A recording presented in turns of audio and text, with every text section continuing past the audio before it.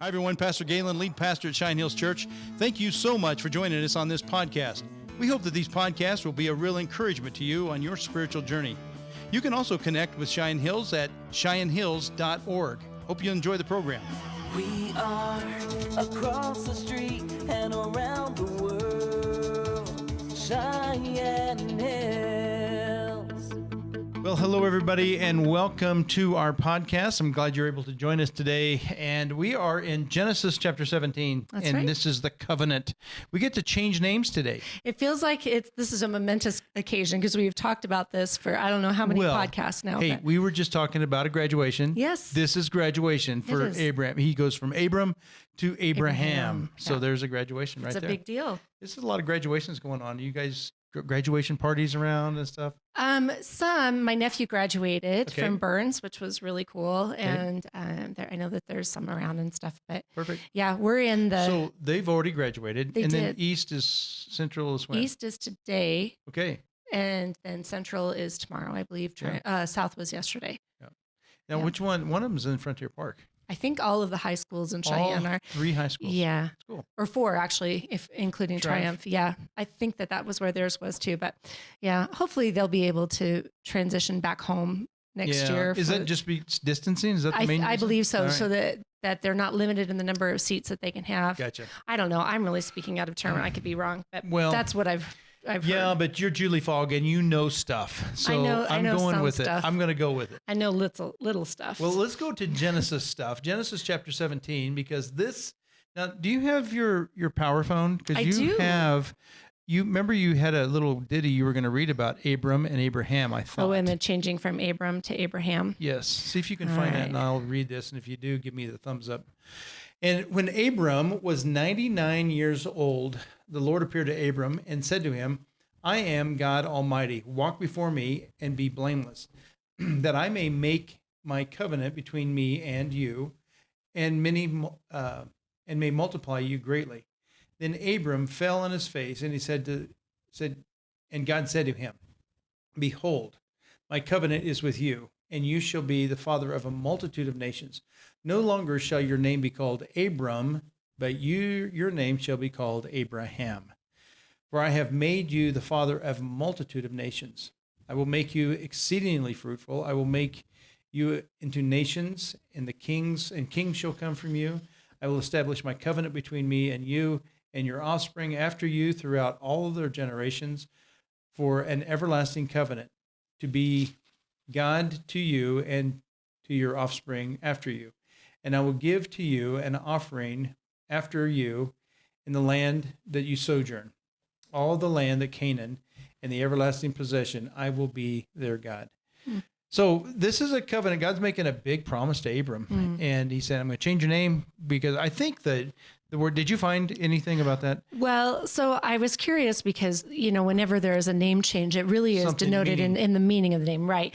And so Abram means exalted father, Okay. and the name Abraham means father of many. Yep, that's so it. that really indicates the covenant there. Not only are you going to be the father of the line of Abraham, Isaac, and Jacob, but you're going to be the father of many nations. And he had a child now with his Sarai's maidservant. handmaiden servant, and that's Ishmael, and that's a multitude of nations, and certainly. We as Christians, we claim Abraham, because we are grafted in, if you will, and so he is Abraham, father of many, and so I think it's a powerful picture, and we're going to see a little bit of a name change with Sarai next time we read.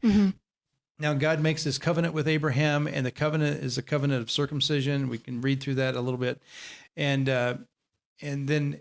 It talks about on the 8th day that will be the circumcision. Every male throughout all generations, whether born in your house or brought with your money from foreigners, who is not your offspring. So there's this idea of even grafted in. There's a covenant that's a symbol of that covenant, and they're going to be a part of this covenant relationship of his household. And so it's just a really a powerful picture, really, of God's, when he passed through those as sacrifices, and Abram fell asleep and he passed through. That was the covenant that he made.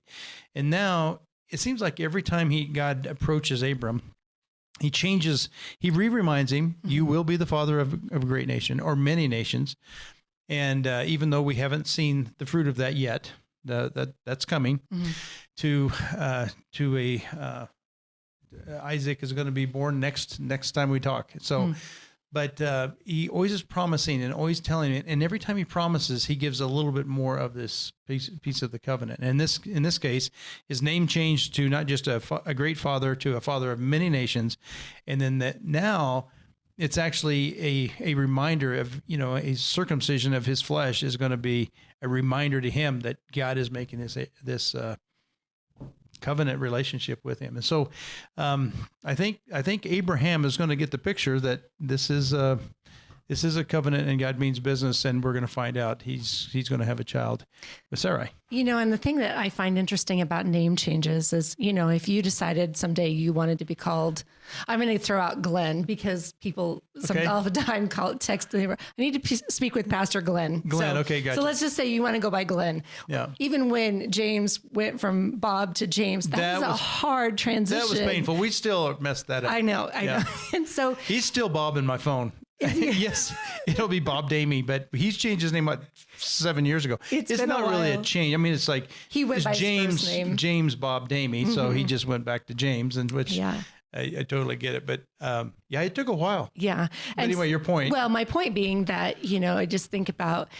And the people around Abraham would have known the meaning of that name. And so, it just is an interesting thing, well, no, actually I'm going to go by Abraham now. I mean, I don't know how that works, but. Well, and he still has no children. Well, he had Ishmael. Yeah. And he's like, oh, now he's the father of great nations. Huh.